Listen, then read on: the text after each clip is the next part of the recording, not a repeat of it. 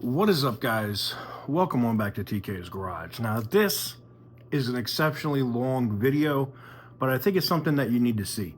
I was privileged enough to be on a Zoom conversation between myself, OC Motivator, Butter the Insider, Demonology, and Rich Rebuilds.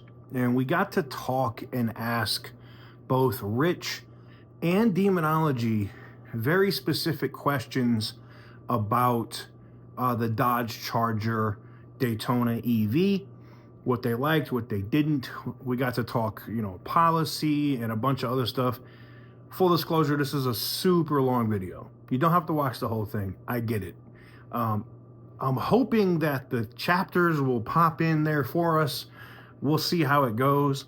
But I'm sure you'll also be able to see this video on OC Motivator's channel, Butter's channel, Demonology's channel, and probably Rich's. I don't know if Rich will post it or not. But needless to say, great insights, great conversation, kind of like where Dodge went wrong, things that they got right. And I love that from Rich's aspect, being that he owns Electrify, or one of the founders of Electrify Garage.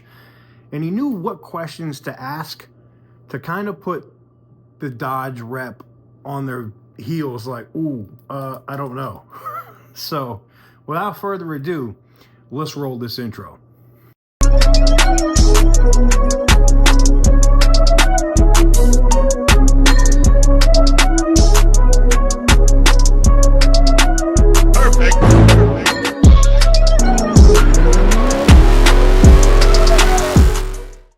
All right, so we're going to go ahead and get into this here. It's basically a Zoom call between all of us. That just talks about what we were discussing, what was going on. So let's go ahead and get into that.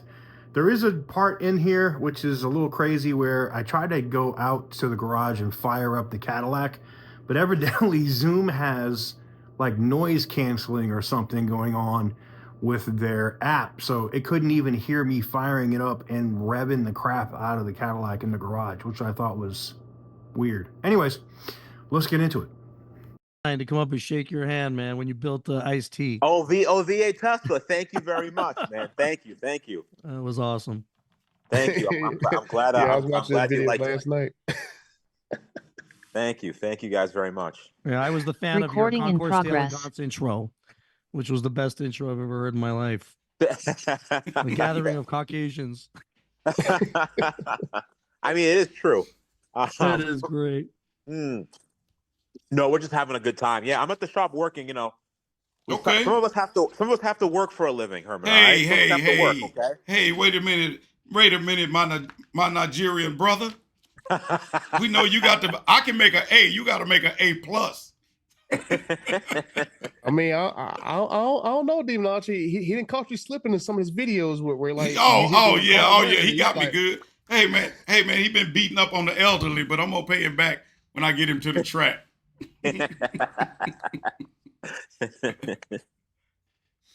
Well, hey man, let's go ahead and see if we can get started here with this thing. Okay. And Rich, what I told the guys, what I would like to do is give me 2 days to edit this thing and get it out. Yep. And if y'all can do whatever y'all want to do with it after that, or drop yours, however you want to drop. I know to you, Rich, this don't mean nothing to you.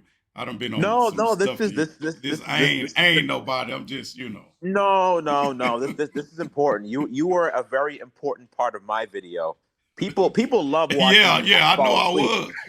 People love watching you fall asleep because you're old. Man, look at this old man falling asleep on himself. You got me good, brother. You got me good. I think every video should end with Demonology close up. Yeah, sleeping. Sleeping, I know. That Charger Daytona was so exciting, it puts you to sleep. Hey, man. Seriously. Wow. That Frog Sonic chambered exhaust. Oh, don't get me started on that, man. Right. That was a whole nother thing, man. That was a whole nother thing. I felt bad. But hey, that's the position that they're in now. I feel bad for Tim when this is trying to explain it and like another podcast. We put speakers in a box with air blowing through a chamber, with air going out the back of the car. I'm going like, what the fudge? Like, this is the same guy. Why would you do that? Yeah, We want you seriously. to feel the air. All right, y'all. Well, let's get rocking and roll with this thing. Y'all ready? All right. Yes, do it. Let's go. All right, check it out, guys. Hey, it's Demonology. You know what we're doing, snatching souls. But this time, we're going to electrocute you. So I brought the guys in to talk to myself and Rich Rebuild. Me and Rich got invited to the premiere of the Dodge Daytona EV, and we got a chance to drive it. We got a chance to drive both of them, the Scat Pack and the RT. Now, my good friends, OC Motivator, Butter the Insider, and TK Garage, I know that they got a lot to say about this particular vehicle, but I want to talk about the good and bad, the good, the bad, and the ugly, but I want to make sure that you guys talk to two people that actually drove the vehicle, and you willing to drill us with whatever question. You know, Rich, he don't have no filter. so it's no telling what Rich is going to say. But, man, we going to tell y'all how it TI is. With that said, ask away. Well, I'll just jump in and just say, look, I appreciate both your videos. Rich, you inspired me to do my video, which was very respectfully calling out that Dodge invited a lot of people, but forgot TK, Butter, and my invitation. And we felt like it was semi-strategic because we had spent the last 2 years incinerating Dodge for a lot of the ridiculously insane actions. So when your video came out, I was sitting there going, after watching so many, even Motor Trend acting like it's the greatest thing. They ended with, I'm just glad it's here. And I threw up all over my shoes. So when I watched your video and Herman was very, very respectful and professional, I just said, you know what, honestly, you said what we all needed to hear, but you said it in a jovial, comedic way that wasn't disrespectful.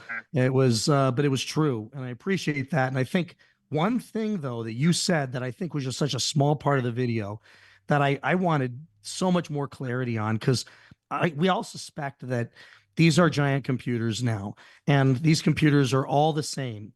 And the only difference is the software. And as they program the software, they call it a stage kit, where before we would be changing pulleys and exhaust and things like that. Now they're going to put it in the shop. And I noticed there was a bump of $1,600 on the RT for the stage one. And then you asked the guy directly, and I could tell, I don't know if he got the loaded question that you were asking, but I can see it in your face that, so this is just basically software, right? And I was waiting for him to say, well, no, it's a few other things, but he didn't. And I could tell you were going, no, this is what it is. So would you say that like from the RT, I mean, sure, there's some maybe suspension differences, but the RT, the Scat Pack, and the stage kits for $1,600 on the RT, all it is just freaking software. It's just software. I think he was very hesitant to say that, but I think when he talked about the differences between the Scat and the RT, he was saying that, hey, listen, but guess what? The Scat has updated brakes and it has more horsepower. In reality, the only differences that make it jump from the 470 range to the 600 range is software. So I asked him and I said, hey, well, wait a minute. Why don't I just slip you $20? You give me the software and I have an RT that I paid 10 grand less for, and I could have 600 horsepower. And he kind of laughed it off and said, but there's brakes. And I want to tell him, I don't want to stop. I just want to go fast. For $20,000, I'll get a parachute. Absolutely. Yeah, right. And did you have any, I noticed on Out of Specs video, one of their, I think the Scat Pack it was, when they were doing the donuts, it broke. I mean, it flat out broke and they had to switch cars. Did they tell you these were pre-production models, or were they like... They did say they were pre-production models. And I think, I mean, that may have been true. The fit and finish I thought was, up to spec with normal Dodges. But I also think it's very easy to say something's a pre-production model, especially before you give it to someone, because if it breaks, it's a very easy out. I'm not saying they did that, but I mean, it does happen pretty often. A pre-production model, it's like, well, wait a minute. Why are you putting us in pre-production models? Like, these are the ones that people are actually be driving on the road. Why are we getting ones that, that have issues that you'd otherwise just throw away or give to a driving school. Yeah, People should know. And I guess to Dodge's defense, we did beat the hell out of the cars. We got an opportunity to really drive them hard. Correct, Rich? This is very true. We did have an opportunity to drive them hard, but when you introduce a performance sedan and knowing people are going to drive them hard, they have to hold up to it. If I'm cutting a check or if I'm financing $75,000 at 29% APR, I better be able to beat on that thing every single day because I've been told by multiple people that EVs are more reliable and they're more stout and they have less moving parts than gas engines. Why can't I beat it up and have it not fail on me? How many days was y'all driving these cars and they couldn't last those many days? Well, we were there for 2 days driving the cars. Yes. But they had other influencers come in also. Yes. I think for a few weeks they've been kind of cycling in and out other influencers driving the same cars. And I think those things were in rotation for about 3 weeks, I want to say, was a total event, right? Maybe 3 weeks? Yeah. They were in rotation for 3 weeks. Hey, guys, I want to read a statement to you guys and tell me what's your thought on this statement. Dodge Charger Daytona, world's quickest and most powerful muscle car. World's first electronic muscle car. It's a freaking lie.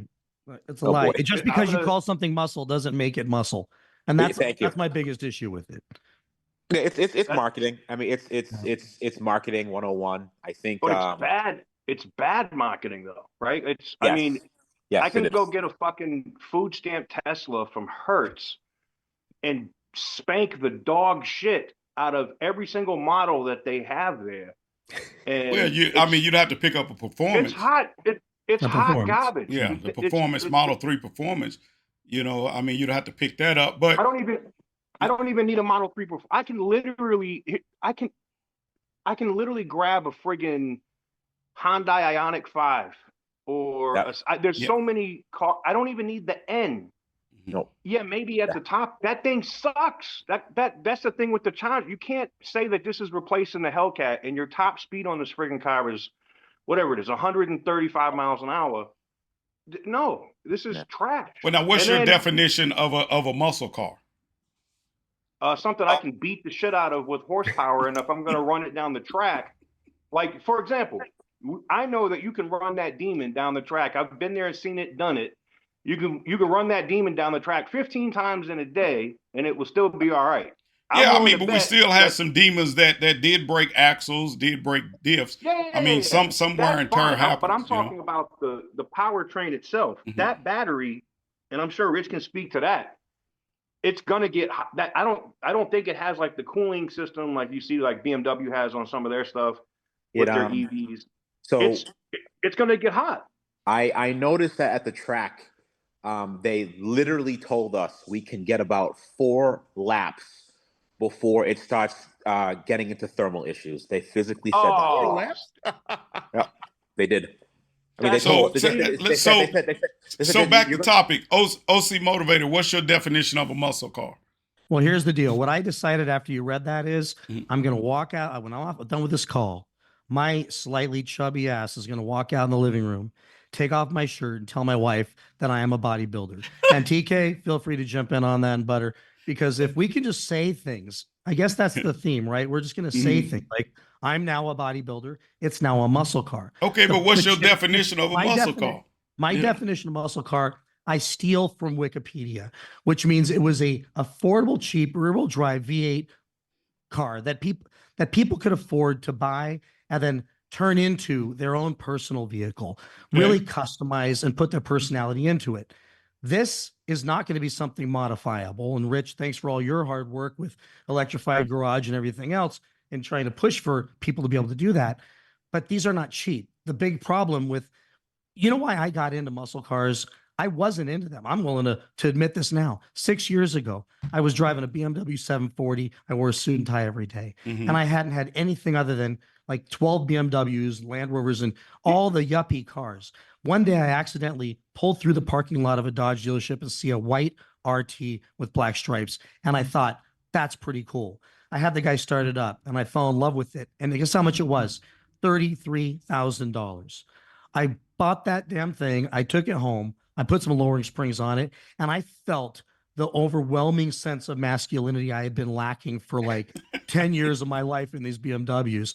I was rolling in this amazing, people gave me thumbs up. I never even knew I existed, right? And by the way, everyone, every color, every race, every religion, didn't freaking matter. I showed up to places and we all loved each other because of that car. In BMW culture, they all equally hated each other. Yep. I loved the culture. And guess what? Anybody could afford it. A $34,000 car, you could be a kid with a 400 FICO score and figure out how to get one of those damn cars and then put some wheels on it and some tune on it and exhaust. Hell, chop the mufflers off for $100 in your garage and you got a muscle car. That's a muscle car. This is not a muscle. Hey, Butter, what's your definition of a muscle car?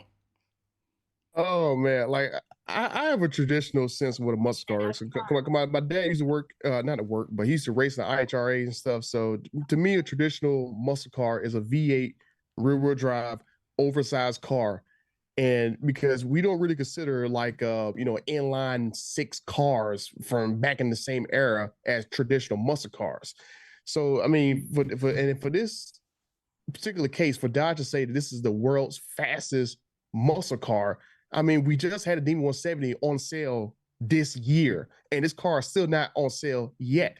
So technically, it's not even the world's fastest muscle car because it's not even on sale yet. So currently, right now, the world's fastest muscle car is the Dodge Demon 170, which, hold on, which I got my key sitting right here. There's not a single person on this planet that has a key to a Charger Daytona right now because they're all delayed because they're not working. And you guys seen this firsthand that this was a project that was not really thought out properly. And this whole rush job they did, we all seen it with the reviews, and this is not a muscle car. This should have been like a muscle car's assistant. This should have been like a car that you drove on the weekdays and you left your Demon 170 for the weekend. Yep. TK, same question to you. What's a muscle car? Well, let me show you what a muscle car is, Urban, while you're asking. Right? If it don't do this, it ain't a muscle car. Sorry. If it don't do what? I didn't hear nothing. What did it do? What did it do? We couldn't hear nothing. Would you fire it up and pop it? What? That's not a muscle car. No, right? That ain't a muscle car. The M2's not a muscle car. Yeah. But the STSV, that's a muscle car. Yes. The thing for me that drives me nuts about this thing of them trying to call this a muscle car is they're trying not to alienate their audience, right? Mm. It would be like if Tesla came out and started to run different types of ads to try to get a different type of customer in, right? It's not their customer base. You know what I'm saying? And Dodge doesn't want to lose their customer base that they have now, but they don't have anything that can do that anymore. To me, have anything. Yeah. To me, a muscle car, because I grew up kind of in that particular era, a muscle car to me was a car with the least amount of, how could I say, luxuries. Like it didn't have electric windows. Hell, some of them didn't even have air conditioning, but it had the biggest, baddest engine that company produced. And it was inexpensive. It was not such an expensive, and you can turn the tires over on it, So to me, that was kind of the muscle car era. But, when I look at the car, does it look like a 68 Charger to me? Yes, it does. You got to realize I'm a retired police officer. And to me, the Charger that we all know before they changed when they came out with, to me, that's like a unit. I don't equate that to like a real Charger, like the shape of like the General Lee 68 Charger. You remember Blade, when Blade showed up in his 68 Charger. To me, that's like the epitome of the muscle car. And this car has a lot of those stylings. That's what I wish the original Charger would have came with, or the Charger would have came with, just like when they came back with the Challenger. Y'all don't remember this, but when I was in high school in 1980, my first car was a 70 Dodge Challenger, but they brought a Challenger back, and it was a Mitsubishi Galant, and all the guys in auto mechanics just rubbed it in my face that it was this Mitsubishi Galant when the Challenger was just a muscle car, and it was embarrassing to even look at this Mitsubishi Galant. This car, I don't see that. I see it does have the styling of the 68 Charger. Is it fast? I drove the car, Rich drove the car, 670 horsepower to all the wheels.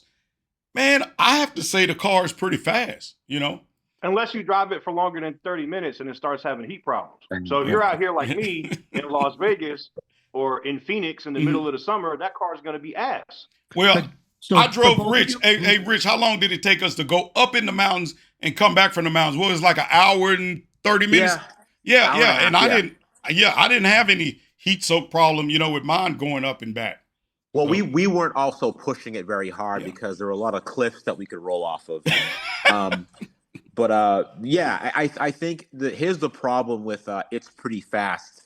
We're a very difficult audience to talk about that with because all of us have driven cars with north of 1,000 horsepower. Yes. Yeah. So when you get into the behind the wheel of it, I think for a person that's never driven a car with any considerable amount of power, I think it's just like, wow, oh my goodness.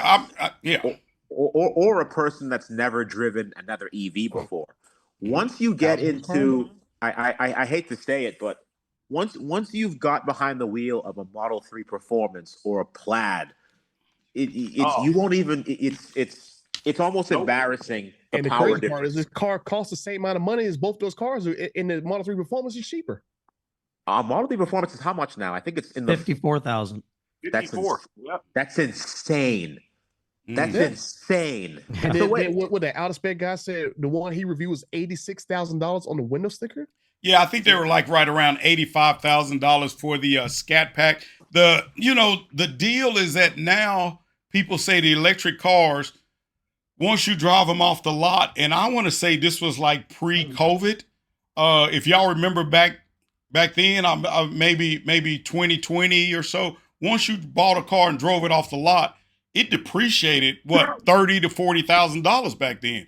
And then when COVID came around, it changed. So to me, it's like we're going back to those pre-COVID days. It's 50%. It's 50% right now. Yeah. So right now, you drive the car off the lot, and it's 50%. I remember Rich pulled up because I had an argument with him that he was saying I don't know if you remember this, Rich, but you were saying that you can get a Tesla Plaid all day for like 45, and he found like 15 at 42, 2022 Tesla Plaids for 42 with like 35,000 miles on them. And that was shocking to me. So and then now we're rubbing up against, if that one that you saw that was spec'd out was 85,000, a brand new Plaid is 89,000 right now. Right. Yeah. And a Plaid has, you think 680 horsepower is impressive. The Plaid has double that. Yeah, that's double. crazy. It's not even close. It's not even close. Go ahead. Yeah, sorry. yeah, and the Plaid can perform on the streets. I have yet to beat a Plaid on the streets. I won't even race one on the streets, and I have to have a good prep track to beat one at the drag strip. And it's not even just the racing part, right? That's part of it with Tesla.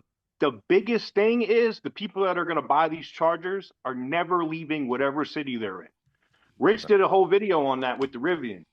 You're not going anywhere. If that thing doesn't have access to the Tesla charging network, that car is dead. You're not going back and forth to LA. You ain't taking it across the country. I mean, if you want to sit somewhere and hope that the charging station that you show up actually works, but most of them don't. Yeah. It's not. But it's a disaster. Yeah. But tell me this, OC Motivator. Do you feel like Dodge was forced to build this car? Because you got to realize Carlos Tavares didn't come in until 2021, and he left 2024. Yep. And I kind of feel like that this problem was left or was created by him, and now he's out of there. And Dodge had He to do pushed it. something because remember, guys, they have to buy credits. They have to get those credits. And they were had an still identity profitable. crisis. They had an identity crisis because of Carlos, because had they 5 years when Ford, I had a graph I did on one of my videos showing when all the car makers started to enter the EV market and started to follow Tesla in. And guess who was missing? For 5-6 years, Dodge was missing. Now we all love that because we don't play that. But had they rolled out just that stupid Hornet or some piece of junk, some Mach-E type ugly, stupid vehicle, they could have called it anything. They could have not been in the same position they were in. So they painted themselves into a corner. I completely agree with that and I understand it. But what they did here and under Carlos's leadership is they went cold turkey, and nothing works when you go cold turkey. It doesn't matter what it is. They went cold turkey and shut off the V8s and then announced in 2024. And here we are, the day before the end of the year, and these things are barely getting launched to dealerships. This was one of the worst ran launches of a car, at least in my lifetime, I can ever think of. But I will say, and I want to say this because a lot of the comments I even read on some of your guys' videos where I'm willing to say something controversial. I don't believe that these cars needed to necessarily be the fastest things on the road. I don't think my Scat Pack's certainly not the fastest. I get beat by all kinds of crazy crap all day long. But it's a muscle car. It's got the emotion, the feeling, the spirit, and the soul. What they tried to put a soul into it for you to snatch, which is a speaker and a fake exhaust system. So if they weren't going to be the fastest, they needed to figure out a better way to build the soul into the car, and they couldn't do it. So how do you beat that? You price the thing for the masses. You make sure you can sell so many of them so you can bring back the V8s, so you can bring back the fun cars. The problem is they priced it so high and they made it a gimmick. And at this point, my big question for you guys is, yes, it's fast. I expect it's any EV I've ever been in, I've been shocked by. But now compare apples to oranges. But you guys getting to get behind the wheel of those things, having driven cars with just a regular Scat Pack, the feeling you have behind it, I'm just suspecting it has to be different. I mean, certainly it's fast, but take that out of it because you have a Tesla, Herman. Yeah. What about it makes it a muscle car? I mean, certainly doesn't have Tesla technology. I mean, no. I mean, the Tesla, to me, the Tesla is years ahead of it as far as some of the technologies. But I will tell you this: driving that car, and the least thing that I thought I would not like was what do you call it? The fratzonic sound. How do you say? Fratzonic chamber. Yeah. I mean, the fratzonic chamber. The fratzonic chamber had a rumble to it. You could actually feel it. The problem that I had with it was it wasn't loud enough. To me, if you're going to put a speaker on the car, you better rattle my teeth. You better have an obnoxiously loud button than what that sucker boom, boom, boom, boom, boom. When I fire that thing up, it better rattle. And this is what I did, man. I put it in drag mode because drag mode gave me the best sound. I mean, wouldn't you agree, Rich? As a matter of fact, on the video, Rich, I pulled up to you. You was talking to some of the engineers, and all y'all heads turned around and tapped because it was in drag. It was very loud. It was very loud. And I wish I could make it louder. And this is the thing I did. I would pull up next to people on the street, roll my window down, and say, "What do you think about my new car?" And everybody said the same thing. It sounds damn good.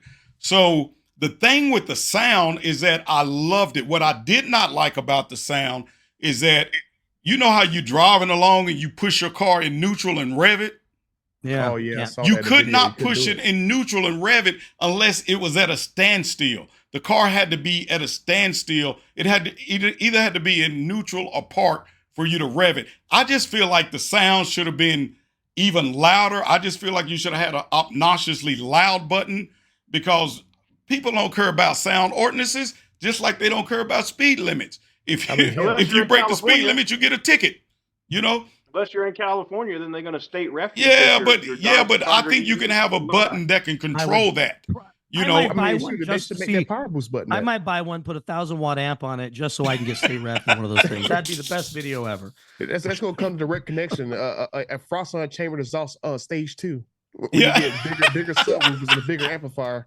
Hey man, the other thing that I didn't like was that, to me, if the car is an electric car, you should be able to pick that sound on whatever mode it's in. I don't care what mode. I mean, it's just a sound, right? Who cares if it's in eco mode? I should be able to have that hot rod sound while I'm in eco mode. And I think that's something that they can fix in the, you know, in the what do you call it, Rich? In the software later on. Yeah, that's something So you they couldn't change the sounds of the frost on chamber exhaust. You couldn't make different sounds because isn't that something you can do on Tesla where you can change the sound of your horn? And No, all that I stuff? mean you could. They had different sounds equated to different modes. But to me, the best sound only that in the got the mode. most reaction out of was the drag sound. And when you turned it off, it sounded like a race car shutting off, but then it sounded like the damn Starship Enterprise shutting down. It sounded like a spaceship shutting off. So you know how in our challengers now, where you can go into the SRT settings, you can change the paddles, you can change the transmission settings. So you tell me they don't have a setting in there where you can change the exhaust setting. No, not at this time. At least not on the cars that me and Rich drove. Okay. But this is the thing, though, guys. I mean, my wife drives a Tesla right now. We had 2 of them. We just sold one. We put 96,000 miles on it. Zero maintenance issues. Went through 4 sets of tires because I was too lazy to have the tires rotated. This is the thing. Every other week, the car would have an update. We would come out and say, hey, it's an update on the car. You press the button, it updated at night, or you can update it right there. So this is something Dodge can do. They can update these little things in this car, you know. So I think that that's. Trust them to do that though. I said I don't know if I trust Dodge to do that though. That they're not Tesla. Like the software issues they've had already. Like I don't know if you guys saw the Throttle House review, and I want to ask you and Rich that question as well. Did you notice the car was faster in auto mode than it was in track mode? So when we drove the car around the track, that was one thing in the video I didn't really talk about, but unfortunately on the track, coming out of the corners, the car did not have the explosive power that most EVs should have. It was actually slower coming out of the corners and going to the straights. So they explained to me, well, you have to have it in a very specific custom mode in order to extract as much power as possible. So on the next lap, I did that, and it must have been like maybe 5 to 6% better.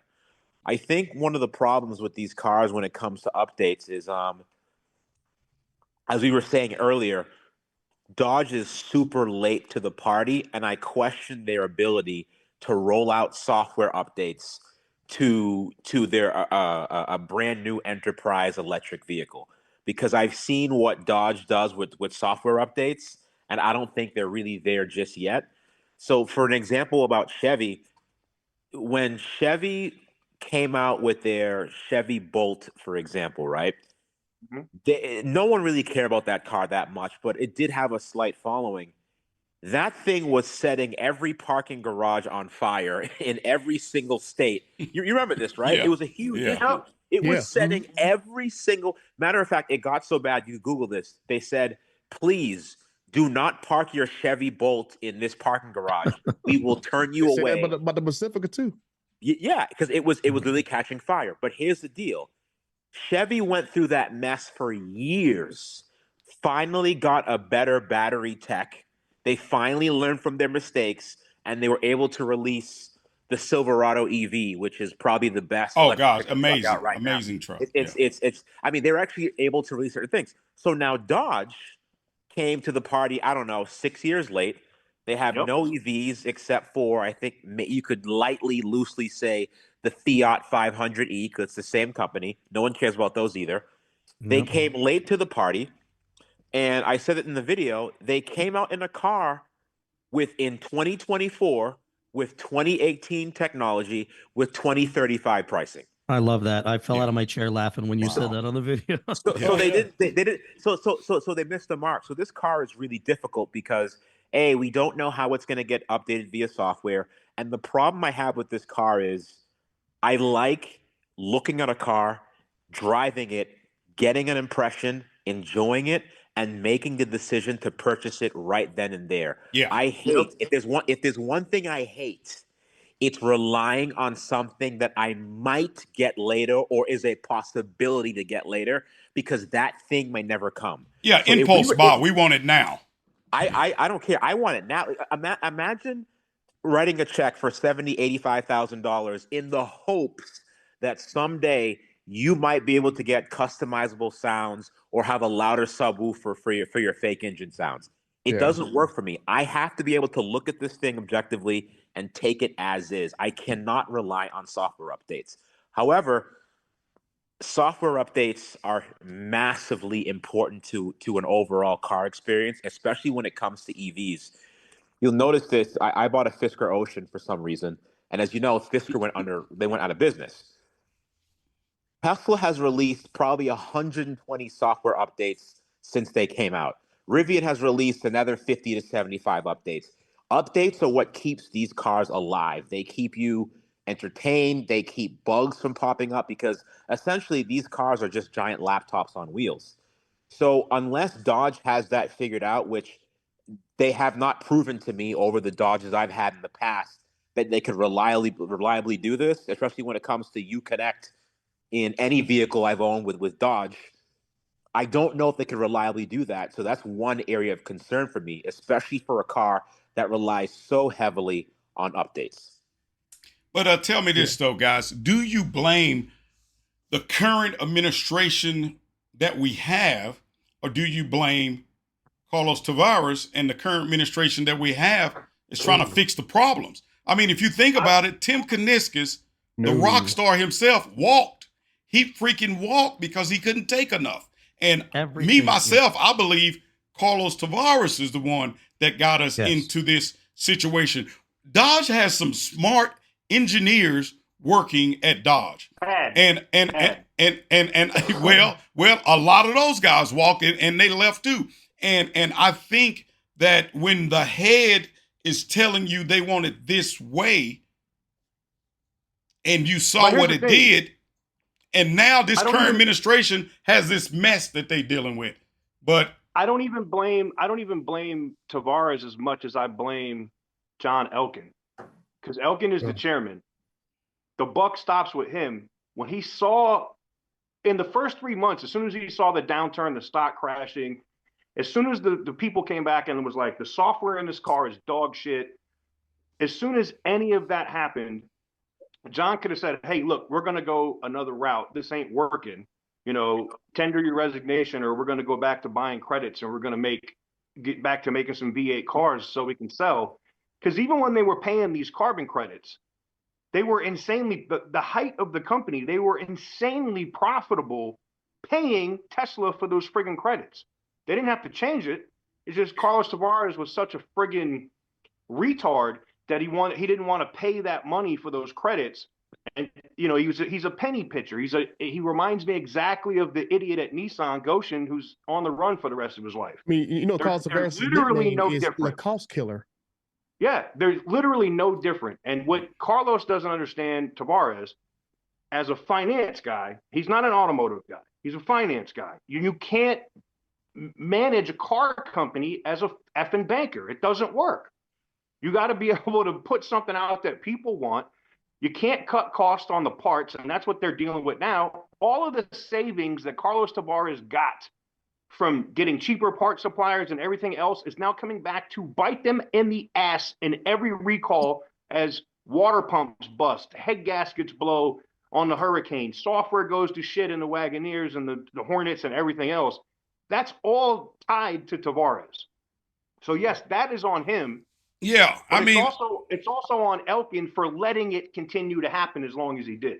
I mean, Rich, me and you, we sat down with a lot of those engineers that designed a lot of stuff on the cars, and those guys were very, very passionate about what they were doing. But in talking to them, to me, it seems like their hands was tied or their hands were cuffed. Oh, I mean, listen, I covered all this. I say this in videos: if you can't bite the hand that feeds you, That company has, remember, they've been at that company since before this Daytona EV came out. They were passionate about other cars, about SRT team. TRXs. You know what I mean? SRT. They've been passionate about those things for quite some time now. So it's really difficult to have so much passion in a company, and all of a sudden, when that company comes under new leadership, you kind of have to say, hey, these are the people that pay me. These are the people that pay the bills. If this is the direction the company wants to go in, then you don't really have that much choice. It's almost like, if you live at home, you got to eat your mama's food. How much, can I ask you guys this? I mean, this is, if you don't have to answer this, and certainly I don't want to get you guys burned out of future events, but I mean, and I know you'll tell the truth. I mean, I kind of can answer for Rich because just watching this video, but I mean, how much pressure? Because we saw all those YouTubers in the room when they were pitching the car to you, that pitch day or whatever, they were pitching it to you guys. How the whole process. I mean, some of us never been to an event like this, and some people told me on my comments, this is how they always do it. Assume that none of us have ever seen anything like this before. How hard was the sell on you guys, and how much pressure? Because so many YouTubers were just slopping this thing up.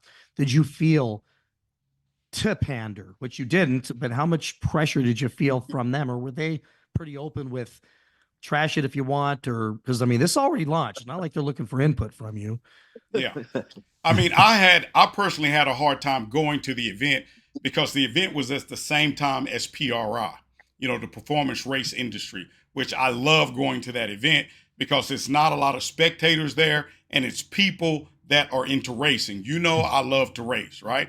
So that event was set for me the same time as PRI. But I love the design of that Daytona because if you remember during the last call, they introduced that design of the car. And my wife was there. And for my wife to look at that car and say, I would rather drive that than my Tesla Model Y or a Tesla Model X.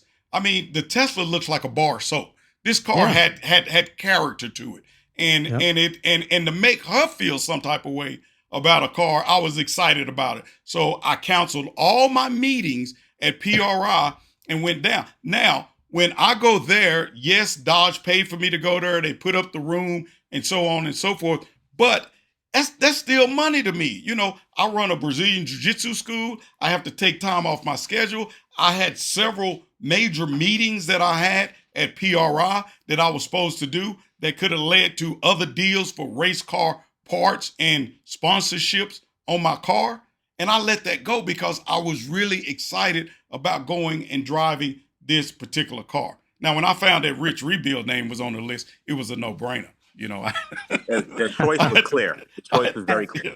And then both of you guys certainly are very successful, whether you went to this thing or not. Yeah. So I mean, so but they many didn't others, push me. though- But back to your question, OC, they did not push me one way. No one from Dodge said, Herman, make sure you give me a good review. Herman, we're going to put you in. I was surprised when I got to the hotel. I got to the hotel and they said, Mr. Young, everything is paid for. I said, you don't need to put my credit card on. Oh, no. And then when I opened up the room, if you go back to my live, I was like, man, where at? Man, I called my wife, said, girl, you should have came down here with me. This is beautiful. I never been in a hotel. I thought I was going to stay in a Motel 6. You know what I'm saying? I've never stayed in a hotel that great. And Rich, they had popcorn and peanuts and, I don't drink liquor, but they had liquor and all this stuff that you could drink. And man, it was really nice. I'm from Texas and we know steaks in Texas.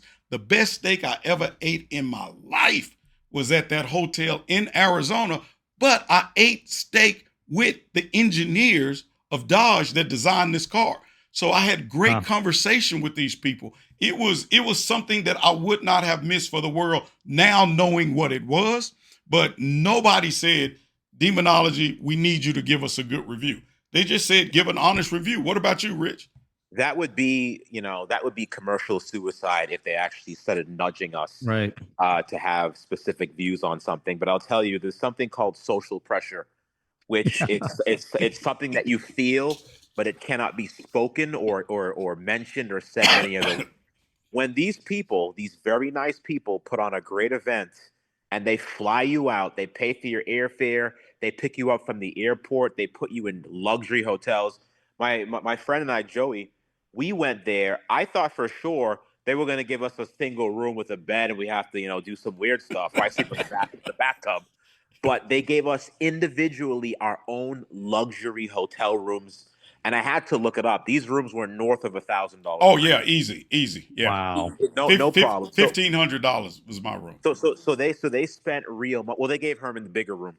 So so they when they fly you out and they do that and they feed you and they give you these wonderful breakfasts and then they bring you to these dinners and these breakfasts and these events where the engineers, the ones that have designed this car, the ones that have painstakingly designed this car over the last several years, and they're standing next to you this close and they're like, so what'd you guys think?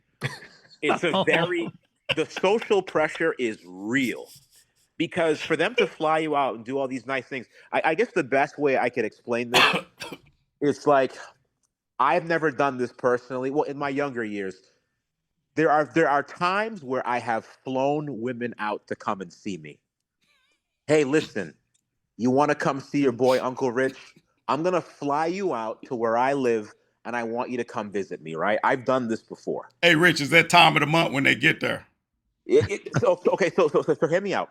When they fly to come see me, we don't discuss anything over the phone. I just simply say, do you want to come see me? Let's have some fun and let's hang out together. Now, when they get there, there is this very awkward moment between the two of us as the evening carries on that goes, hey, what's going to happen for the rest of the evening? Am I staying in my own place or am I staying with you? Now, there's no pressure, but there's the awkward expectation that I would think, since I did fly this individual out, that they would want to stay with me. So what I'm saying is, when they do all these nice things for you, they're never going to say, hey, you know what, you need to give us a good review, but it's definitely implied. They never said anything, but it's the implication of, hey, listen, we did all these things for you. We handpicked you. We flew you out here. We're really hoping that you'd give us a good review, but you could be honest. There are times where I Right. think Joey and I were talking to a couple of the engineers, and I really wanted to start pushing, and I felt a little bit of resistance because I think we were talking about the body, Herman. Yes. The body of the Yes. cars, right? And I said, you know what? There's a difference between a wide body and a wide car. Right.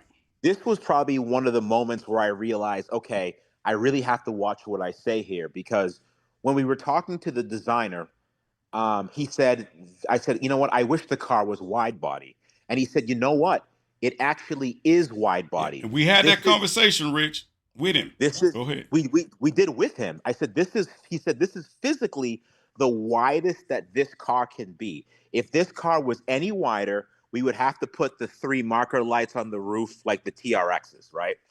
And then Herman and I looked at each other, Herman, myself, and Joy looked at each other, and we said, there's a difference between having a wide car and having a wide body.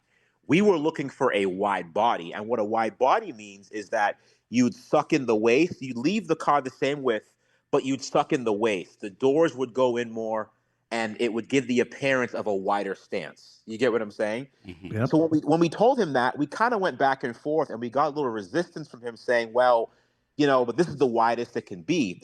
Then I had to stop and realize this man has been working for this company for quite a few years and has spent hundreds and hundreds of hours, if not thousands of hours, painstakingly carving this thing from clay, designing it in his books. This man went to school to design cars. I have to understand that this car is already in production. It's sitting in front of my face. And for me to go to him as an inexperienced person when it comes to designing cars and say, you should have made the car like this instead, I have to kind of watch my tone. I have to sit back and watch myself out of respect for this person. You get what I'm saying? It's said. One thing with that conversation, OC, was that he listened to everything that me and Rich said about the car, and then he showed me the car in a way that I had never seen the car before. I seen it before, but really didn't recognize it. And once he showed me the car in that way, it all popped up for me. When you look at the car sideways like this, it blends into and it looks like a narrow body car. But when you walk to the front of the car and you see how it bubbles out and then comes around, and when you go to the back and see how it bubbles out, or you go off the quarter, you can see it has wide hips on it, just like a 68 Charger. I think the thing that was missing, it didn't have a flare on it. The other thing was that the wheels were flush. And the car that we saw, remember when we were at SEMA, Rich, and we saw the car, it had concave wheels. And I asked him about that, and he said they couldn't do the concave wheels because they had to put such big brake calipers on it. And they couldn't make it any wider to put the flares on it, or they would have to put the markers on the car. So I have two things. Yeah. So the difficult part for me is that the best way I could put this professionally as I can is I don't want someone to explain to me why a girl is pretty. If I walk up to a woman and I say, yes, she's the one, or I say, no, she's not the one, and my friend tells me, well, no, wait, hold on, Rich. Don't dismiss her just yet. If you kind of bend down and you turn your head this way and you look up, she might go from a 4 to a 6. Right. I don't want someone to explain to me. If I see it, I like it, I'm going to buy it. Number two, I asked him a very interesting question. And Herman, you were there for this too. I was there. I asked him, I said, listen, give me your dream build. Let's pretend there was no budget. Let's pretend you could spend as much money on this build as humanly possible. Can you please tell me what that car looks like? And you know what? The same exact car that they did the dream build for was the car they unveiled 2 years ago at SEMA. Herman, do you want to tell me the two differences between the car that was at SEMA and the car that was in production? Carlos. That's the two difference. No, the difference between the car at SEMA was just like we described. It was beautiful. It was wider. It was wider. And the roof was lower. The roof was lower. It was down to the ground. And those are the two things you're looking for. So like his dream, we're all on the same page, but then, the people come in and they say, you can't do that. You can't do this, but he's a dreamer just like we are. Mm-hmm. But that's the thing, is that you can tell when you don't give people limits to what they want to do. I mean, the possibilities are endless. Yeah. Yeah. I mean, I look at it like this. At one time, you used to have to buy the car and then the guys in the hood would mod it. Remember when people would put 20-inch tires on cars and everybody's like, man, you can't put those 20-inch tires. Now what is the dealership doing? They're putting 20-inch tires. Yeah, they put 24s on cars. Right. Yeah. So to me, what Dodge did prior to this, they gave you the car that the hood guy would have already. I mean, when you buy a Hellcat or you buy a Scat Pack from back in the day, it ain't too much you got to do to it, to the body. Am I right, TK?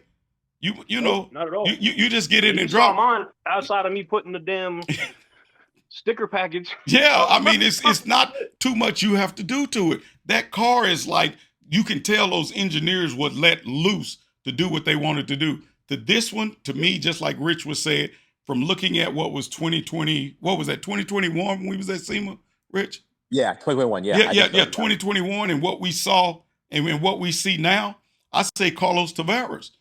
Somebody had to make those changes, because if I designed that one that was at 2021, that's the one I would want to see into production. Now, with that being said, do I still think it's a good-looking car? I think it is a good-looking car.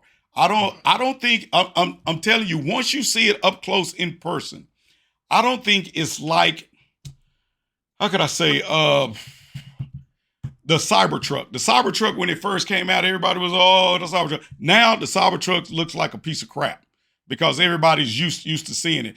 To me, this car looks like a 68 Charger, but it's been modernized. I mean, if you put that next to a 68 Charger, you can see it. I mean, it's there. I mean, could it be a little better? Yeah, but I still think it's a good looking car. I think I like it too. I'm talking about seeing it. Yeah. I'm talking about seeing it in person. Who all have seen the car in person? Butter, was you at the? No, I've seen it in person. Okay, so what did you think about seeing it in person? I love the car, and I get beat up in my comments about this all the time. Oh, it's horrible, it's ugly. Listen, close your eyes. Imagine there's a Hellcat engine in it. All of us, and then you could do anything you want to it. You can spend your weekend putting a freaking oil catch can on it and then say, this is my car. I mean, you could put your stickers on the side. You can do your, change your Scat Pack emblems to Hellcat looking emblem. You can up badge. You can do all the stupid things everybody does when they get their cars. This car, it looks beautiful, but like Rich said, it's a wide car. So how are you going to wide body a wide car? I mean, at that point, you're creating a whole new set of problems. And with an EV, you get a whole new set of wheel problems as well. So I think that where the muscle car thing goes out the window again is the lack of modifiability, the lack of the weekend of your buddy sitting in the garage doing stuff.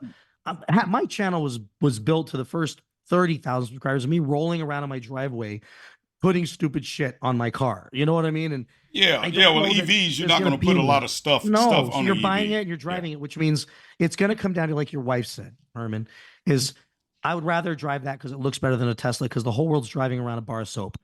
Absolutely agree 1,000%. It's $80,000. Fuck it, I'll drive a bar of soap. I mean, I think that's where we end up going to. Yeah. The interior, Rich, let's talk about the interior. Hold on. I'm sorry. Go ahead. Let me say something about Go the ahead, Daytona. Like, I've probably been the only person that has not seen it in person. And like Rich says, if you got to explain to me why it looks good, then it doesn't look good. And so it doesn't necessarily look great to me not having seen it. And it just doesn't make a lot of sense because, I mean, like I said, it doesn't look great on camera to me. It doesn't, just from seeing all your guys' reaction of how the exhaust sounds and all the gimmicks and you trying to explain to me how it sounds good in different ways. And I'm telling you, you got to be there to hear it. Yeah, but I mean, you might want to compare it to a 68 Charger, but it doesn't have a 68 Charger's emotions to the car. And then, I don't know. You got to see it up close. You know what? I could end this debate very quickly. Herman, are you buying one? No. Okay, let's get off the call then. I mean, I wouldn't buy the car because the car is not fast enough for my taste. I asked my wife, would she still be interested in purchasing that vehicle? Her only reserve for the vehicle, first she asked me how is the interior? And I told her the interior was off the chain. The interior was amazing. You remember they picked us up in those Grand Wagoneers, Rich? I remember those $120,000 Wagoneers. Yeah. So those the interior was basically the Wagoneers interior and the size. There was a lot of room in it. I mean, two big back guys like me and you, TK, could sit in the backseat comfortably in that car. That's what I'm talking about. Rich, the interior had a lot of room in it. And it was good looking interior. Now, I'm not the one to get in the lights and all this kind of stuff, but it was bedazzled looking at all this stuff. Now, was the technology was the technology on par? Huh? So you're saying if I buy one of these and I come to the next Scary Fast or whatever event, you're saying I can fit a couple of uncomfortably thick black women in the back seat of the car? You be pimping on a whole nother level because you're going to have a lot of booty coming out the back seat of that car. But I mean, that's part of the problem. I think with the car is it's way too big for a two-door car. They basically took a four-door car and chopped the back two doors off and just made the front doors longer and it's the exact same size. That's one problem that Dodge has is that they have vehicles that are way too big that, and that's why the car weighs so much more weight than a Plaid. It's just crazy to think that this Charger Daytona weighs like over 1,000 pounds more than a Plaid and has less power than a Plaid and can beat by a Model 3. Yeah, but the thing about it though, Butter, I don't consider this car a Plaid and I don't consider it a Model 3. And this is the only reason why I say a Model 3 Performance, yeah, it'll beat it. But would I want to ride in the back seat of a Model 3 Performance? Hell to the no. Yeah, but I mean, would I want to ride in the back seat of the Plaid? No, I would ride in the back seat of this. Now, as far as power, I give that to the Plaid and the Model 3. The Model 3 performance, power to weight ratio, yes. The Banshee, I think that's going to be a different story when that one comes out. The If it comes out. To me, this car feels like, how could I say? It feels like driving the Demon 170 versus a Trackhawk. This car is a Trackhawk. It's not Demon 170 speed. Well, I mean, there's a reason why the Trackhawk didn't last that long compared to other cars. I mean, yeah, it might have had a Hellcat drivetrain, but people. I mean, it's a heavy car. Most out of it. Yeah. I mean, it's a heavy car, but people still like. Rich, what was your thought on the interior of the car? I thought the interior was nice. It was a very generic interior. I don't think it really screamed Dodge, or it didn't scream retro. When I saw the first iteration of the Challenger in I think it was 2008, that the initial Challenger came out. Yeah. I thought they did a really good job paying homage to the original Challenger. I thought they did. They give it a modern spin. I thought it looked great.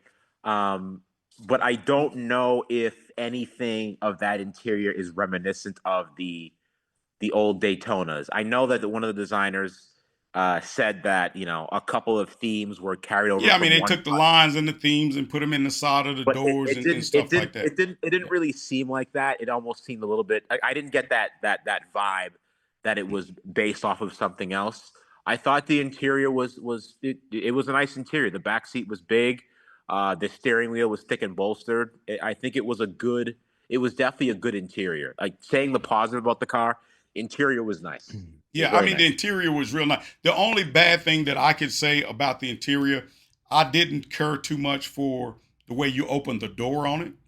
And that's because I think the nomenclature of the Tesla is more simple and easy.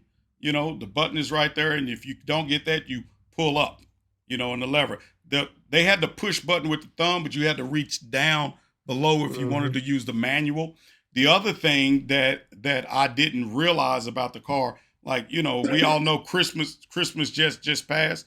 I had to take my wife, do some last minute shopping. I wasn't going in the stores with all that mess. I dropped her off at the door. I drove her Tesla, dropped her off at the door, went and parked, turned on Netflix, this big screen.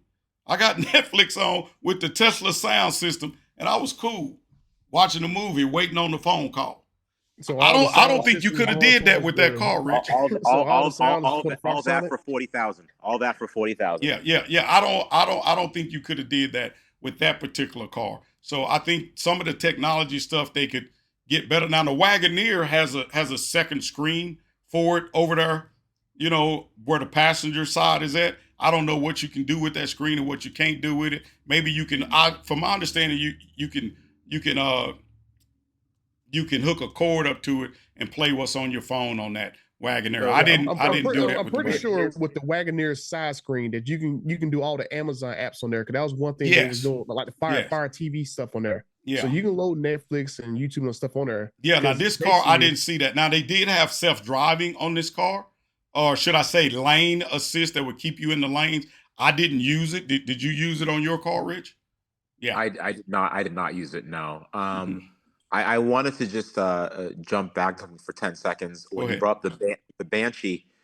And the Banshee is interesting because if the Scat Pack is 80 and change, the Banshee is going to be $100,000+ car. Yeah. And what worries me about the Banshee is that car has problems that horsepower will not fix.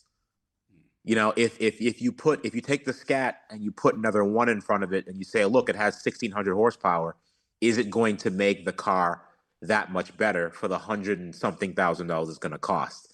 It might not. So I'm worried about mentioning the Banshee because the car can't get any wider. It physically cannot look any different.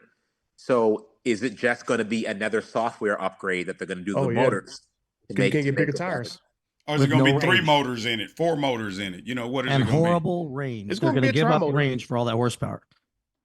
I mean, it might get 100 miles range. Yep. Because I think the Scat is what, 240? Yeah. Yeah. No. No, the Scat Pack is 240.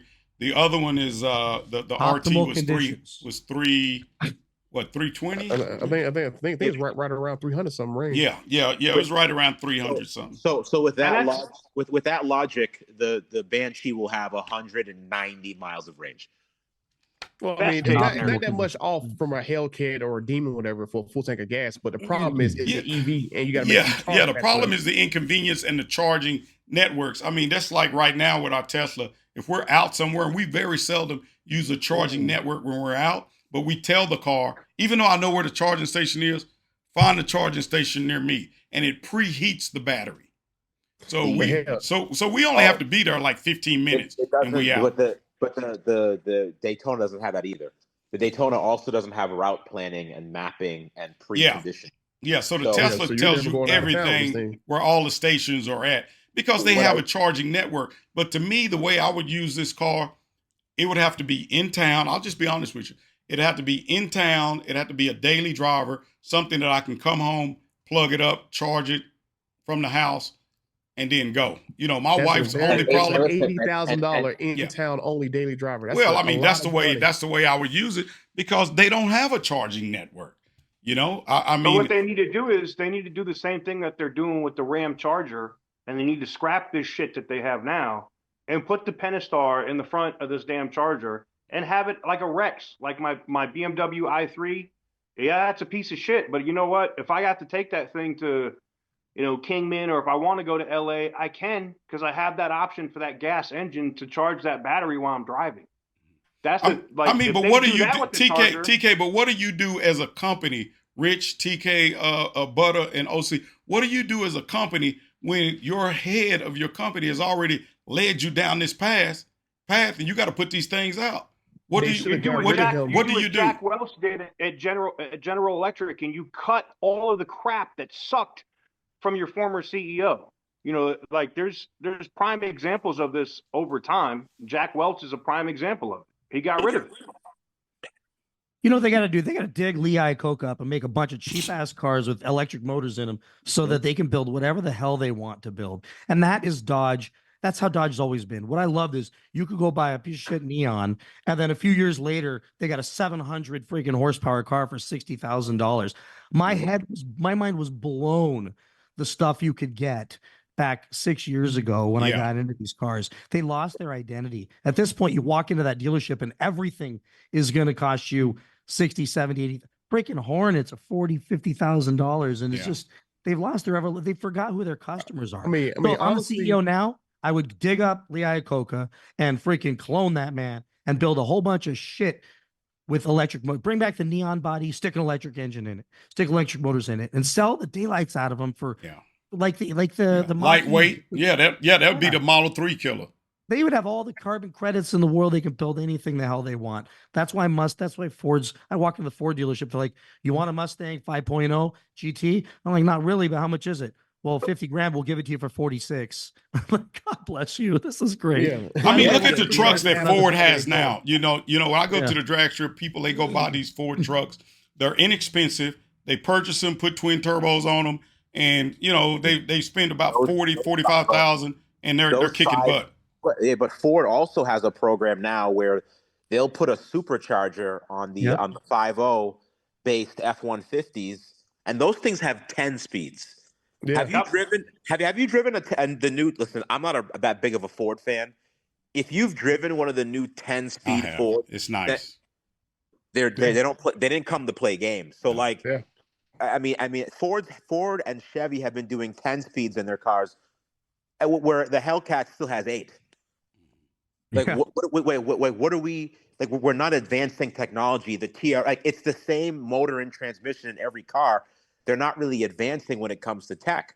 Whereas Ford and Chevy, they're throwing blowers on these F-150s and destroying everyone. Like, those F-150s are not to be messed with. You don't mess with those F-150s. Even the EcoBoosts were fast. Yeah. I mean the EcoBoost was fast. Go ahead. Even that regular V8 F-150 that you could buy now with that supercharger on it, if you buy it that way, because there's some dealerships that will do the full build on it. Short cab.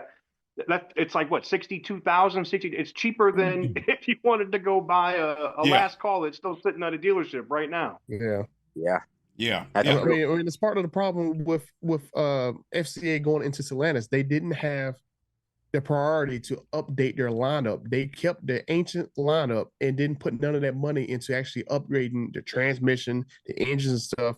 Because I mean, for one thing that I was told was that, you know, Dodge and FCA and them, they brought those Hurricanes out to replace the 5.7 392 because they needed to get these emission credits in check. Because that's where the majority of their fines are coming from, having the 5.7 392 in all their cars. But, you know, the thing with Carlos Tavares coming in, he basically nixed the idea of having the Hellcat engine still be put in vehicles because he wanted to save money. He wanted to save cash. And this kind of brought them along this nonsense of pushing EVs as the top of the food chain when your customer base was never even exposed to EVs that you made in the first place. So now that's like the problem they have now is they're trying to push these 3 EVs, the Charger Daytona, the Ram Rev, and then the Wagoneer S, trying to push them down people's throats. Like those are supposed to be what the Wagoneer S is supposed to be a replacement to the Trackhawk. Charger Daytona will be a replacement to like the Hellcat, and then the Ram Rev will be a replacement to the TRX. And you got these 3 vehicles that have all these software issues, and now they're stuck going like, oh crap, like what do we do? What do we do? What do we do? What do you do? So that's why I don't really blame, you know, the administration about this. This is like a top-down problem that they backed themselves to this corner, and now we're seeing the results of this. We have 3 rush products. Y'all guys drove a rush product because that Charger Daytona should have been sitting in the wings for like another year or two while they still push. I mean, but how long do you let that sit in the wings? Because we were first introduced to this car in 2021. Am I right, Rich? Yeah, to the EVs. I mean, how long are you going? Huh? Yeah, that's when they did EV Day. When they. But you all know why it was rushed, right? Everybody knows why it was rushed. If you read the public filings for Carlos Tavares' compensation plan for him to get that $39 million, it was tied to meeting certain electric vehicle timelines. So yes, you're right. He was pushing that thing out to all of us way too early in the beginning of it. The launching of the Banshee at Speed Week was too soon. The lack of clarity about whether it was a concept car, you could still find articles where they were saying that car was going to be a 2023. Like people, because they were so unclear because Tavares wanted to meet those EV timelines so he can get his 40 million. So that's why they're sitting here with no car, because they were trying to ram this thing down our throat. And I just got to say this with the sound, and Herman, you're going to, you know, people are going to say, oh, you know, you defend that sound. And I heard it multiple times, heard it inside and outdoors. And I'm with you. It sounds great. It sounds really good. Even sitting in the car when it was running, I was like, wow, this is really good. It's like me walking into your jujitsu center wearing a black belt and saying, let's go, Herman. I got you. And I talk all kinds of trash, and you're like, I'm going to murder him if we do this. But I talk enough trash. I sound cool, but pretty soon it all falls apart. It's like the guy that walks in wearing the fake Rollie, and you know it's fake. It's ticking like crazy. He's wearing a fake Rolex, and everybody else is wearing. Pretty soon you look stupid. It sounds amazing, but it's not real. I drove the Porsche Taycan Turbo S, my wife and I did, and it ripped our faces off. It was insane. And it sounded like the Starship Enterprise when it was taking off. You could flip a switch and it sounded like that. And I wasn't offended by it because it was a sound that seemed like it should come from that car. This is a sound of a Hemi. When somebody comes up and hears that, the first thing you want to do is spit on the ground, take the piece of hay out of their mouth and go, that thing got a Hemi in it. And you're going to say, no, it's a 600-watt amplifier through a chambered exhaust system that's driven by speakers. It got Hemi speakers. It falls apart. I think that's where things fall. You're spot on. I personally think it's kind of. Hey Dave, I lost Rich on the screen. Oh no, I'm good. I just went outside real quick. Oh, you had to go take a leak. Go ahead. Pretty much. Anyway, so I think it's for me, for us. I think it's kind of embarrassing. I think when you go to a car show, Herman, you know better than anyone else.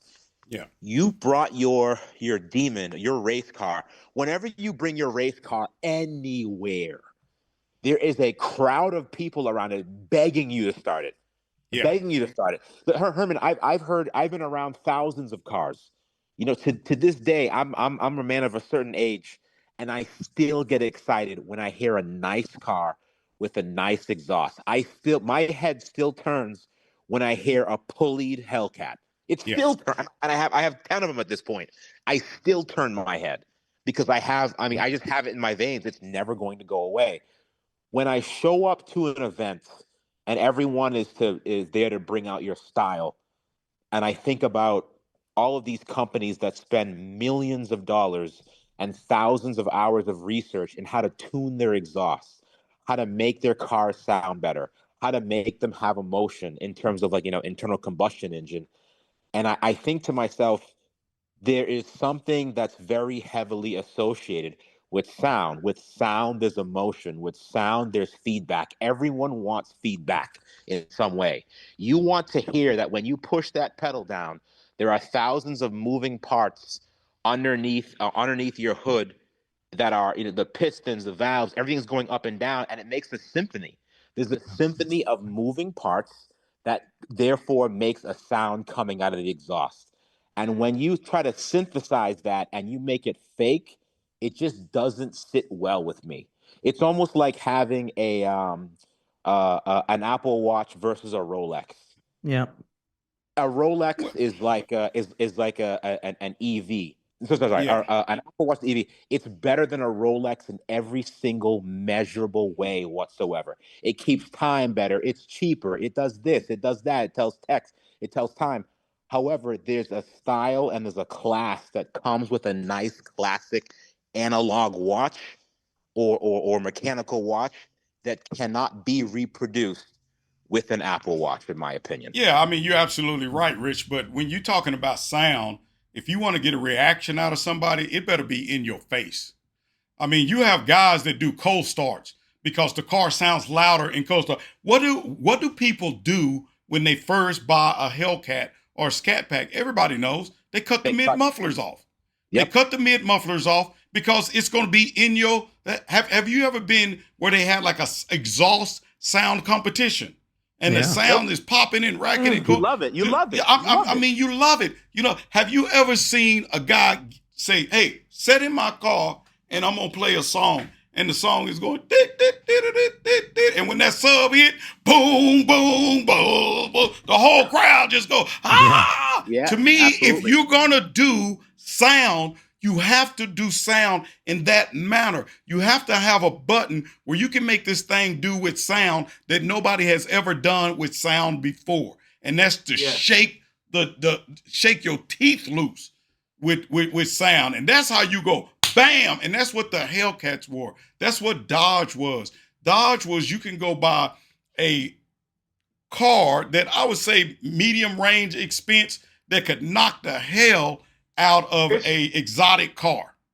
Herman, you know what the thing is now? Like when I bought the Green Monster in October of 20, right? When I got that manual Dodge. That car was $39,800, built spec the way I wanted it, with gold seats, green, brass monkey wheels, the whole nine. It was less than 40 grand, right? Yeah. That car went straight to the exhaust shop, $500, cut the mid mufflers out, and that thing was loud as crap. I drove that thing all over the country. Great car. You can't go from that to 85,000 slower, quieter. I don't care if the interior is updated. You're paying twice as much now for the same car in 4 years, or for what they want to consider a similar car. It just doesn't work. I mean, I think price is going to be the big thing, and something me and Rich talked about. The people will decide. I have to be honest with you. I was riding in one of my friend's truck. It was a F450, and the turning radius, because of the axle on it, we were going to a McDonald's. I said, "You ain't gonna make it through a McDonald's in this dude." Yep. He said, "Yes, I will." He turned that front wheel, and we went right through that McDonald's drive-through. So I went and talked to my partner, Greg Wilborn, Third Degree. Man, put me in one of these F450 trucks. Man, they had that thing marked up so high over sticker. I was like, "Are you crazy?" I say, "Put me in a F250 truck." That thing was marked up so high over sticker. I left there. I went to Chevy. I got a friend I played football with in high school. He's a finance director of a Chevy dealership, marked up over sticker. I went to Dodge, $10,000 under sticker. I got in a Dodge 2500 that day, and it'll pull all day. Then I went to go look again because I wanted a dually. Ram 3500. Should I say the Ram? I went to the same people. The Ram 3500 was 72,000. Everybody else was 90,000. The Ram 3500 will pull all day, every day. That's a blessing. That's a blessing and a curse at the same time, because it shows you that there's actually demand for the Fords and Chevys, whereas Dodge has to discount them. You know what I mean? Well, that's the thing that's why they're third place. That's the thing that they see now, right? Like, especially for Dodge, nobody's buying the Ram. They're down 20-something% because you don't have that V8 option anymore. I'm going to go buy a base model Silverado or a F-150 that I could put a Whipple on for half of what I'm going to pay for an inline-six Hurricane Ram. It makes no sense. So Rich just said something I gotta stop and point out is, watch, when I bought my Dodge Charger and Challengers, every comment in my section was, it's going to get stolen. It's going to get stolen. So I finally looked it up, and it turned out to be the most stolen car in America. Yep. And it keeps being the most stolen car in America. So Rich's video, what got me to click on it was they finally built a car that no one's going to be stealing. I like that. They solved the problem. I mean, at least they solved the problem. Even the Wagoneers they steal, but they ain't gonna steal this car. No. Yeah, but why are they stealing them? Because it's the car that people want. Everybody wants them. Everybody wants them. But I don't know if anybody's going to really buy this car, because 6 months from now, when the Charger Daytona and the Wagoneer S is sitting on dealership lots, you're going to see a Charger Daytona, a high spec one for $80-something thousand, and then you're going to see the salesman going to try to justify that car over a Jeep Wagoneer S that has literally the same battery pack, the same electric motors, the same 0 to 60, and that car costs $15,000 cheaper, because you can buy a Wagoneer S for like $71,000. Exact same motors, exact same battery pack, literally exact same size, because they both are built on a large platform, but it costs $15,000 cheaper. So it's like, it's going to be a hard sell. That's one problem that Stellantis has. Their dealerships has all the different brands on the same dealership lot. So how someone going to justify buying a Charger Daytona over Wagoneer S with all the same specs and makes the same interior size? It'll be a hard sell. We're going to lose Rich. Hey, I actually have to run, guys. Hey, man. Hey, Rich. The last question I have for you. Go ahead. When you get that van running, I need to drive it, brother. It's listen, it's here waiting for you. It's right here waiting for you. Hey, I'll make a deal with you. I'll drive your van and I'll let you drive my twin turbo Black Ghost. Hey man, where's Joey at? Joey's right here. Joey, man, I've been waiting on that footage, man. Where that footage you supposed to send me, Joey? Joey, I don't appreciate you sneaking that video on me. When I see you, Joey, look right here, Joey. Rear naked choke. This where you going? When I see you for sneaking that video on me. Just put on a fake black belt. You'll be okay. You put the white wolf on me, Rich. Sneaky. Hey, this was fun. We got to keep pushing here in the shop. So we'll talk to you guys soon. I got to run, guys. Thanks, take care, my brother. Later, Rich. Peace. It's been a pleasure. Thank you again, guys. Take care. Yeah. Hey guys, we should probably wrap it up. Yeah. Let's go ahead and wrap it up. What's your final thoughts, TK, on what we talked about today, my brother? I mean, I think it's honest. Look, I already know that Matt and some of the other people at Dodge think I'm just a hater on the EV stuff, and I'm not. I have a BMW i4, which is electric. I have a BMW i3. I've owned the i8. I'm not a hater. I've had Teslas. I don't hate the EV stuff. It just has to be done the right way, right? Mm-hmm. And they sell that, if they're selling that car for $35,000 or $25,000, $35,000, the Charger EV, it'll sell. $85,000, it ain't selling. It's going to be like the Hornet, and it's going to be outside of Mecum auctions and all the different high value, classic car auctions where people can sign up to drive and nobody's going to drive them. They're just going to be parked out front. The rental car companies are going to take them. The rental car companies is going to take them. Well, that's the thing. That's going to be who buys them until the rental car companies have cars that go down because they're having software issues and they're no longer making money on those cars.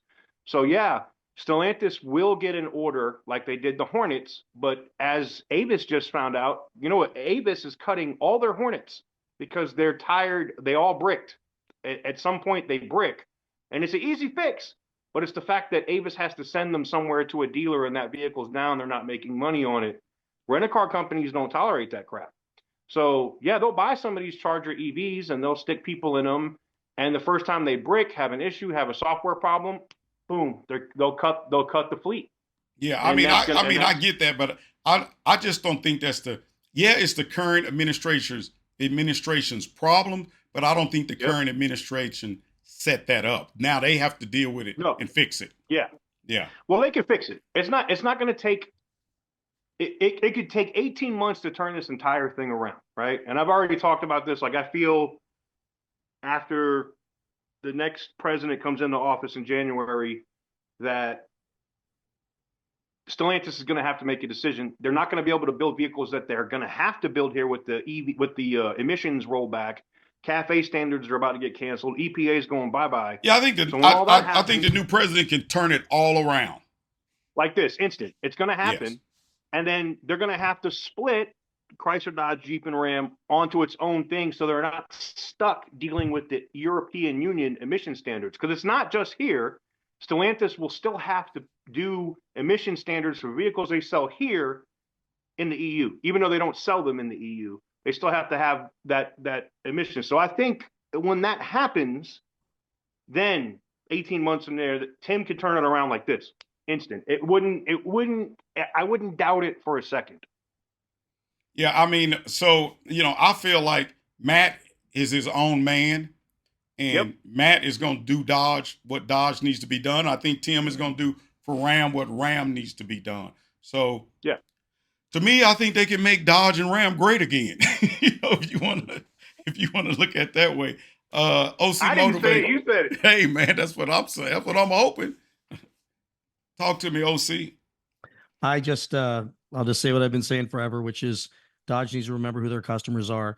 I think one of the biggest mistakes any business can do is put a finance guy in charge. It's like the story about the store that sold soup forever, and it was the best soup ever. Had the biggest lines outside of its building just to get their soup.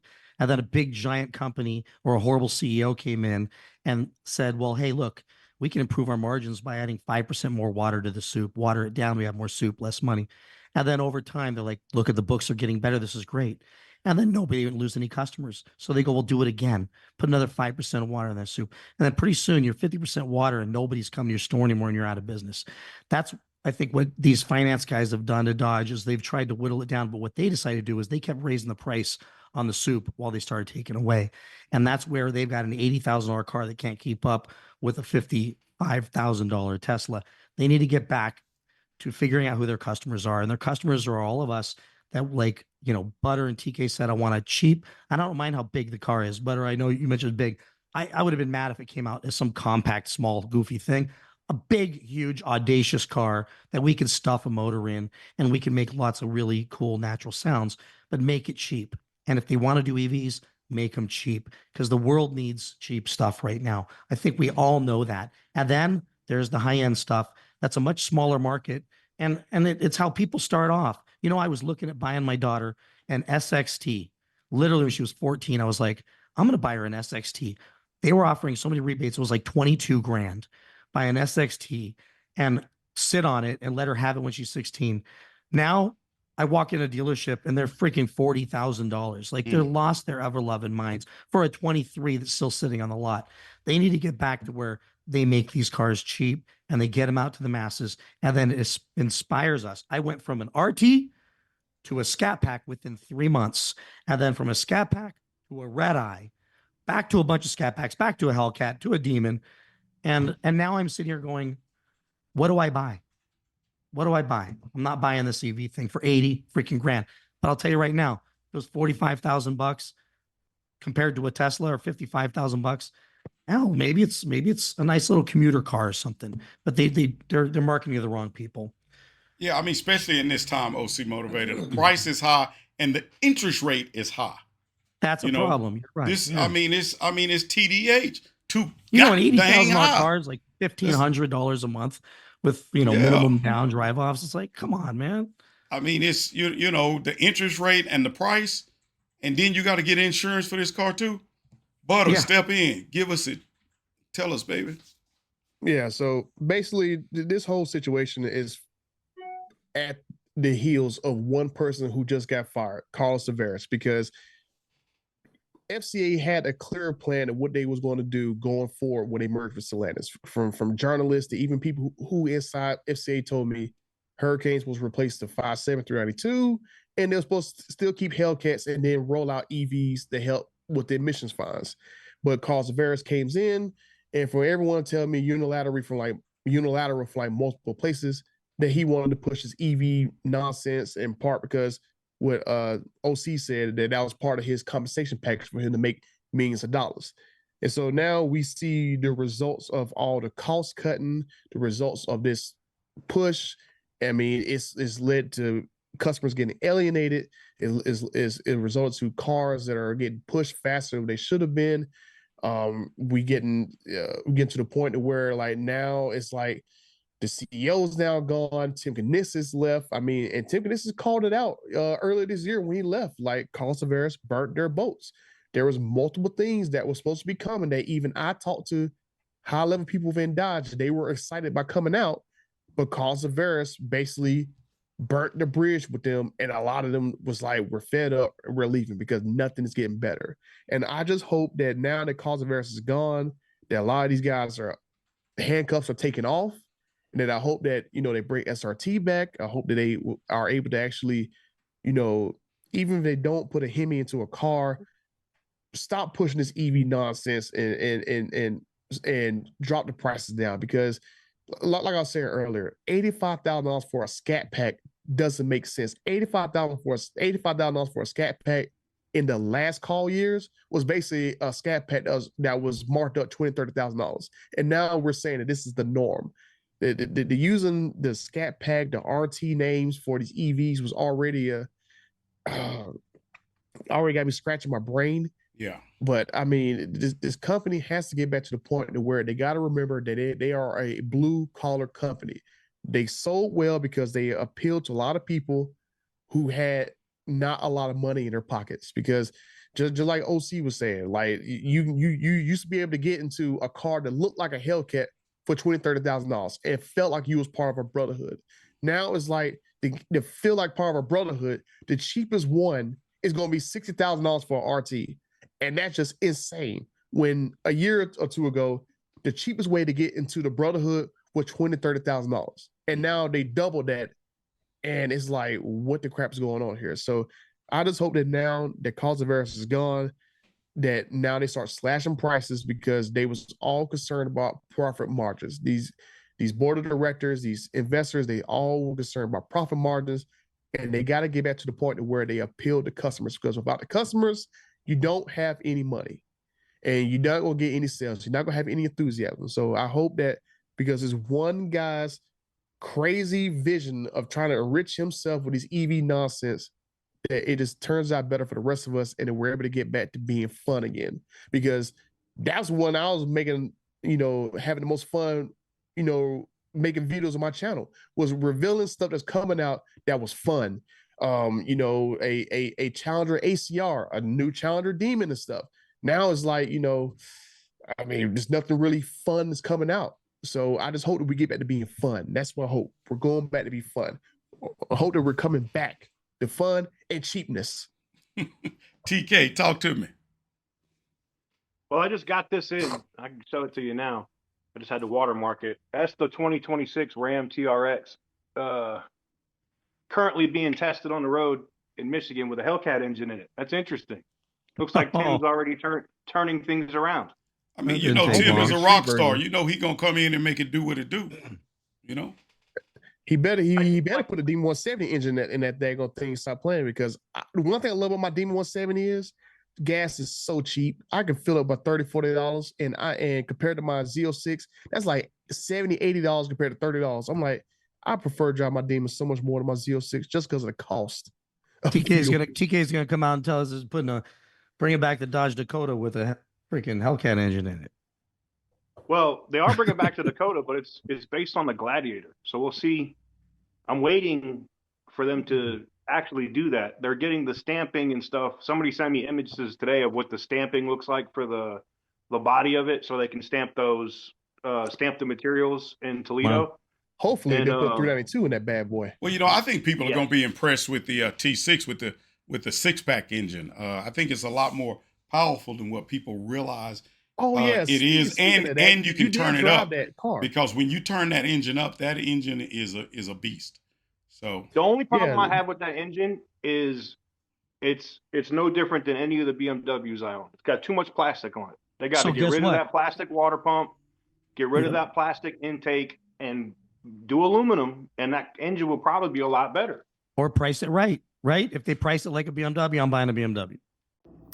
So that was a great conversation. It's one of the things I want to continue to do, at least with myself and Butter the Insider and OC Motivator. I know we've been talking about getting this podcast going for a while, but to be honest with you, the way that Zoom platform worked, it might be something I look at getting onto the professional side with it, and us getting together and doing that, because I feel like when you're able to talk to people that all, I mean, some of our points of view obviously are similar, right? But in other cases, we have differing points. You know, I wanted to be clear that I wasn't an EV hater. I'm not. I own some. I just don't like to see what Dodge did. You get what I'm saying? Like, I think Rich made some really, really good points in this video. And I think that moving forward, Dodge could learn a lot. I hope they invite Rich to the next event, if there is another EV event, maybe for the Wagoneer S, if that ever sees the light of day and doesn't get canceled, or the Ram Charger. I think Rich would be the perfect person to review that, especially with what he's already done with Rivian. But I just wanted to touch on those points because without the charging infrastructure at the current price of where this car is at, it is dead on arrival to me. Anyways, let me know what you guys think in the comment section down below. Give the video a big thumbs up if you like what I do. Hit the subscribe button if you haven't already. And I'm looking forward to banging out 2025 the same way we did 2024. As always, stay petty, my friends.